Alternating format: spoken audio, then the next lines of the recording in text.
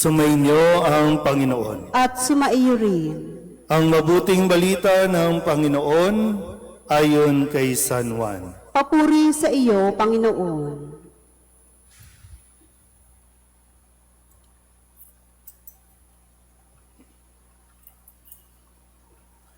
Noong panahong iyon, sinabi ni Jesus sa mga tao, "Ako ang pagkaing nagbibigay buhay, na bumaba mula sa langit. Mabubuhay magpakailanman ang sinumang kumain nito, at ang pagkaing ibibigay ko sa ikabubuhay ng sanlibutan ay ang aking laman." Dahil dito'y nagtalo-talo ang mga Hudyo. Paanong maibibigay sa atin ng taong ito ang kanyang laman upang kanin natin? Tanong nila. Kaya't sinabi ni Jesus, "Tandaan ninyo, malibang kanin ninyo ang laman ng anak ng tao at inumin ang kanyang dugo, hindi kayo magkakaroon ng buhay.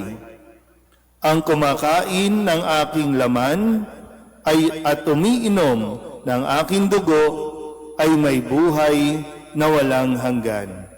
At muli ko siyang bubuhayin sa huling araw, sapagkat ang aking laman ay tunay na pagkain at ang aking dugo ay tunay na inumin. Ang kumakain ng aking laman at umiinom ng aking dugo ay nananahan sa akin at ako sa kanya. Buhay ang amang nagsugo sa akin, at ako'y nabubuhay dahil sa kanya. Gayon din naman, ang sinumang kumain sa akin ay mabubuhay dahil sa akin. Ito ang pagkaing bumaba mula sa langit. Ang kumakain nito'y mabubuhay magpakailanman. Hindi ito katulad ng kinain ng inyong mga magulang sa ilang. Namatay sila, bagamat kumain niyon." Ang mabuting balita ng Panginoon. Pinupuri ka namin, Panginoong Heso Kristo. Isang magandang gabi po sa inyong lahat. Palapakan natin ang Panginoon. Ngayon po ay ang pagdiriwang ng dakilang kapistahan ng kabanal-banalang katawan at dugo ng Panginoon o Corpus Christi. Sabihin nyo nga po, Corpus Christi. Ito po ay idineklara na ipagdiwang noong 1264 sa panahon ni Pope Urban, na kung saan kasunod ng pangyayari na tinatawag nating Eucharistic Miracle. At base sa kwento, isang pari mula doon sa Italia ang hindi kumbinsido, hindi naniniwala sa tinatawag na real presence. Sabihin nyo nga po, real presence. Ibig sabihin, yung tinapay na itinataas ay nagiging totoong katawan ni Kristo. Siyempre, pag may katawan, may dugo. No? Kaya, Corpus Christi, katawan at dugo ni Kristo, na minsan nang siya po ay nagmimisa, ay dumaloy ang dugo doon sa kanyang hawak na tinapay, na yung tinapay ay nag-iba rin ang anyo. At base sa mga pagsusuri ng mga sayantipiko, yon ay totoong laman at mula sa bahagi ng puso ng isang tao.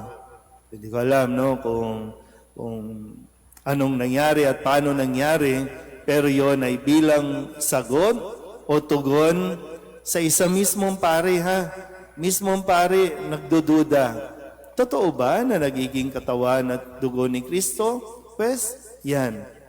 Kaya magpasa hanggang ngayon, itinuturo ng simbahan at ipinapaalala sa atin kung gaano kahalaga ang tinapay na ito na sa ngayon, ordinaryong tinapay, pero mamaya, pagkatapos ng consecration kung saan natutunghayan ninyo, pag binababa, no, nananalangin yung pari, ibinababa yung kamay, ibig sabihin yung invoking the Holy Spirit, at yun ay nagiging real presence. Nandyan na yung pagiging katawan at dugo ni Kristo, kaya hindi na siya ordinaryong tinapay na lamang at hindi siya dapat tratuhin na parang ordinaryong tinapay na lang. Kaya gano'n na lang minsan ang paalala sa atin, so sa mga sakristan, sa mga lay minister, na hindi dapat ito nahuhulog, hindi dapat ito, no, kahit kapiranggot. Maging sa pagtanggap ninyo ng katawan ni Kristo, hindi pwedeng basta kinuha na lang, tapos yung kapiraso, bahala na, hanginin kung saan, kailangan tinitiyak na kahit kapiraso, wala dapat matatapon o kung anuman, dahil ito ay sagrado na at ito mismo ay katawan ni Kristo. Na sinasabi sa atin sa mga pagbasa ngayon, mahalaga ang pagkaing ibinibigay ng Diyos. May dalawang pagkain tayo na narinig sa unang pagbasa, nagkaloob ang Panginoon ng pagkain na tinatawag na mana. Nagugutom ang tao, naglalakbay pa sila, kailangan nila ng pagkain, binigyan sila ng Diyos ng pagkain.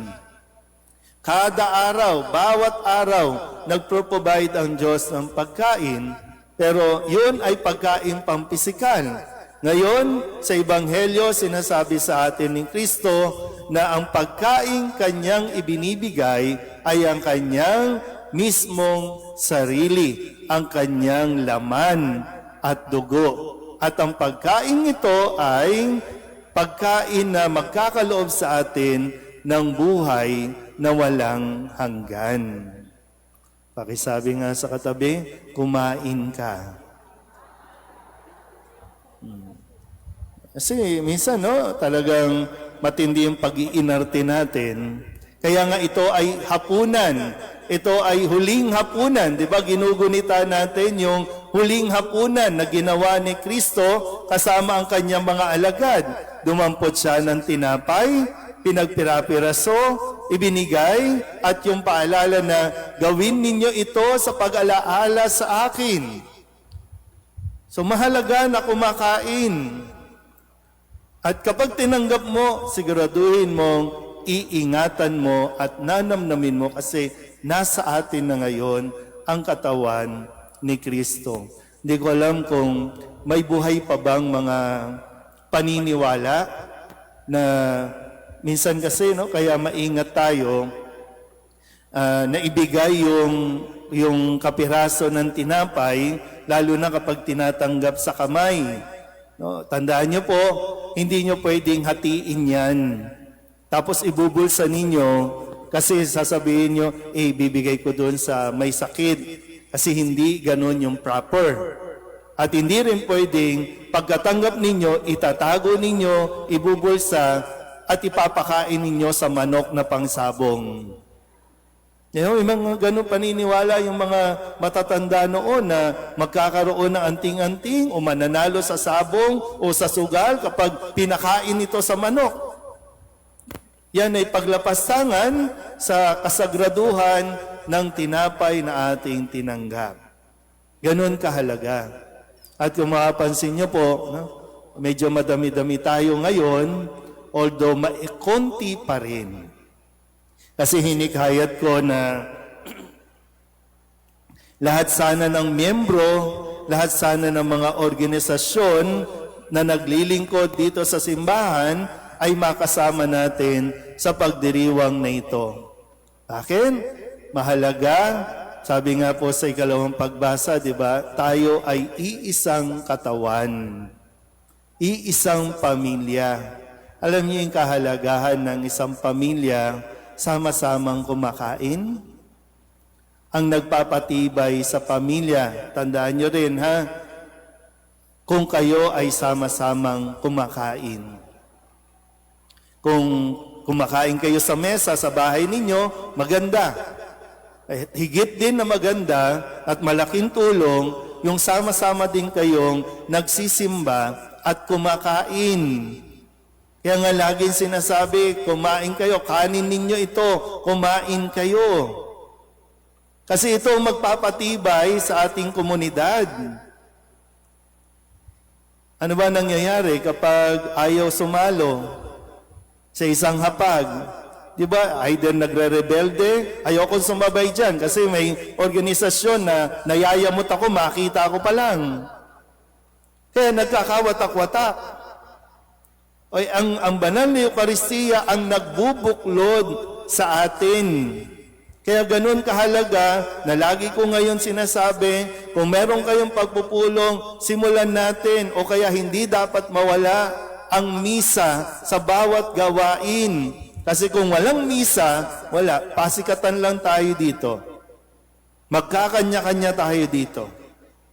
Kasi lahat ng debosyon, lahat ng pinagdidebosyonan natin ay dapat nagdadala sa atin doon sa Eucharistia na nangyayari diyan mismo sa altar. Tayo ay iisang katawan din ang tinatanggap natin. So kung napakahalaga ng pagkain para sa iyo, tandaan mo ang sinasabi ni Kristo, ang aking katawan, ang kumakain ng aking katawan ay magkakaroon ng buhay na walang hanggan. Ito ang dulot niyan.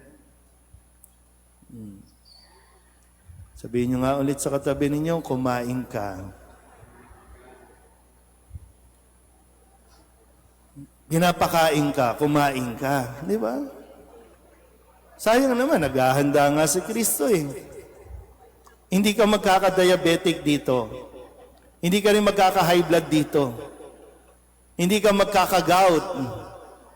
Ano pa bang mga sakit na nakukuha sa pagkain? Hindi ka magkakabato dito. Hindi ka magkaka-cancer. Pero di ba, all the more kung sa tingin mo,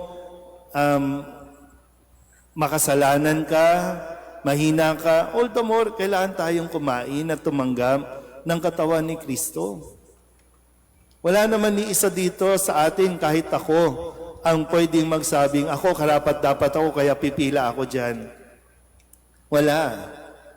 Kasi lahat ng ito ay sa kabutihan ng Diyos. Ibinibigay niya mismo. Kaya lang, kailangan mo rin magdesisyon. Nakakalungkot lang, marami ang nagdidesisyon na tanggihan ang katawan ni Kristo. Huwag mong sanayin, gaya ng sinabi ko na dati, huwag mong sanayin na hindi kumain. Huwag mong sanayin na hindi tanggapin si Kristo habang naririto ka sa mundong ito dahil baka isang araw hindi ka tanggapin sa langit. Kung hindi ka masasanay ngayon, paano tayo kakain doon sa langit? Kaya muli, no? Ang katawan ni Kristo ay pagpapatunay o pagpapatuloy ng pag-ibig ng Diyos sa atin. Amen?